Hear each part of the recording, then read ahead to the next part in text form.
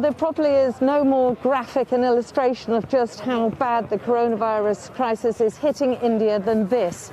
This is a makeshift crematorium. It's actually not meant to exist. This has been set up by the residents around here who cannot cope with the number of dead.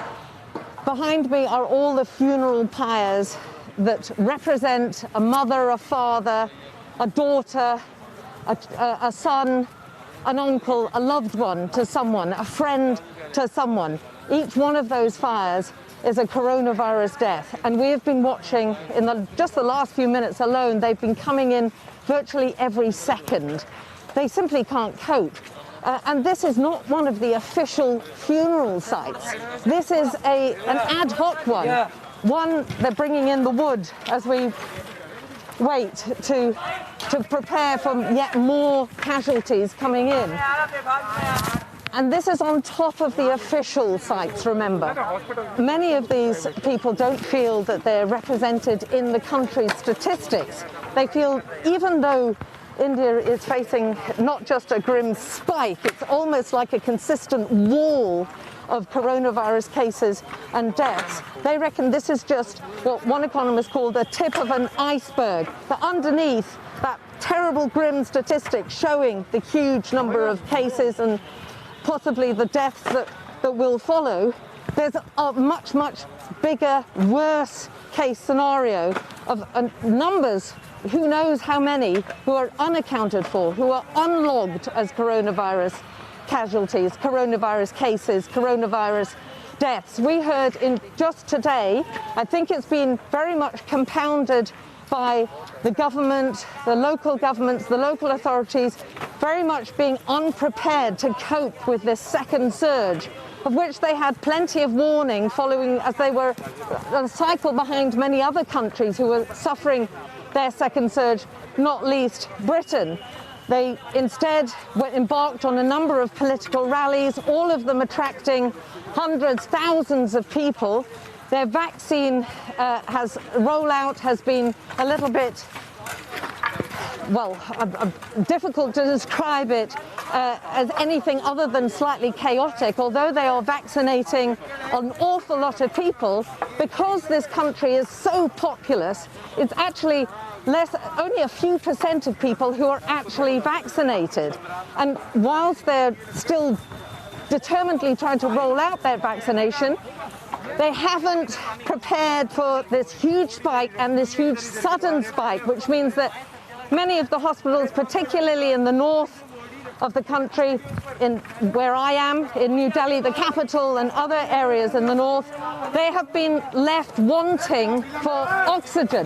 They have been left seeing that there is not enough oxygen supply, which we know is so critical for coronavirus patients. There is, as you can imagine, an awful lot of grief, an awful lot of anger and shock that they've been left in this position. They held a religious festival which attracted something like 10 million devotees. And all those people may well have been super spreaders, or could be infected, or certainly a large number may well have been infected and have been asked to go into isolation. And this is going on 24/7 right now. They are the fires that simply do not stop burning. They're also predicting that the peak has yet to come. It may not come until the middle of May. So these terribly, terribly bad statistics of the number of cases followed by an increasing, slow increase in the number of deaths could well become an awful lot worse. And Alex, tell us about the reaction from people in India to how slow the government's been in trying to put up an extra infrastructure. I know Prime Minister Modi held a meeting just 2 days ago about the shortage of oxygen in hospitals. Too little, too late, perhaps, for the people there.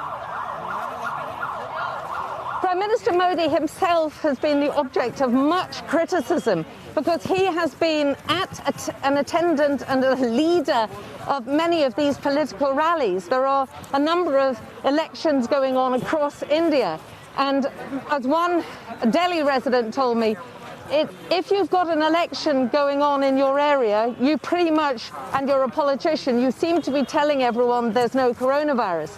In Delhi, there is no election, and that is why the politicians and perhaps the residents are much more open in showing that there is a terrible spread of coronavirus. They simply can't seem to be able to cope with it right now. And they're also coping with a number of different variants. They are blaming, in many cases, the national disease of central control in India seems to be blaming the British variant for having come and mutated here, and they're very much putting the blame on the British variant for causing this dramatic surge in India. So there is an awful lot of criticism, towards the government authorities and certain political parties. There's a lot of squabbling between the political parties who are in charge of different states, some of whom are blaming rival political parties for hindering the spread of oxygen supplies to fellow rivals. And the High Court met today to impose very strict ruling that if anyone is found to be restricting oxygen supplies, they could face a death sentence to try and stop this happening.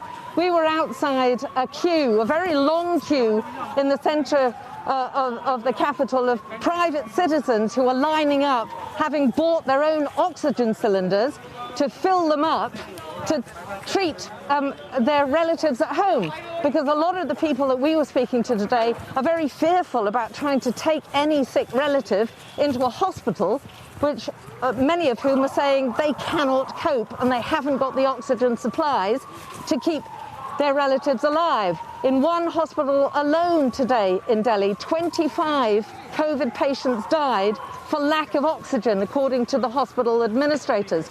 These are all terribly frightening statistics for the residents in this area and throughout the country. And as I say, there's a very deep worry that this could be far, far worse. If it's happening in the capital, it could be far, far worse out in the rural areas.